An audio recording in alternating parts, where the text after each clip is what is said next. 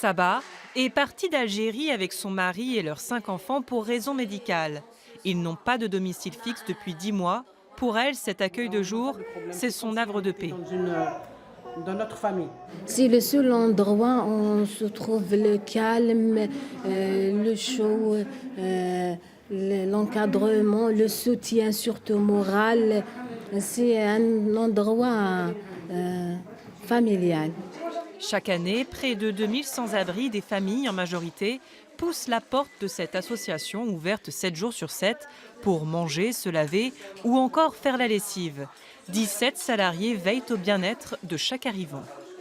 En complément, il y a un accompagnement social individualisé donc pour permettre l'accès aux droits, accompagner dans les démarches administratives, l'accès à la scolarisation des enfants notamment. Voilà, c'est un accompagnement, c'est vraiment une prise en compte globale de la personne en tant que telle. Cette famille nordiste revient de loin. Expulsés de leur logement il y a 1 an et demi pour impayés, ils ont tout perdu.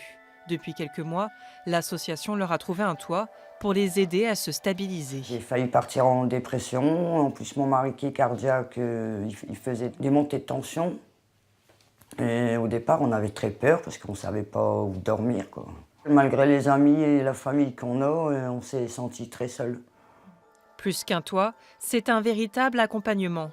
Le couple peut compter par exemple sur l'aide d'un conseiller pour gérer son budget. On ne dépend plus de personne. On dépend de quelqu'un entre parenthèses, mais ils sont là seulement que si on a un souci. Il n'y a personne qui est là pour nous dire ce qu'on doit faire, ce qu'on doit gérer, ce qu'on doit manger.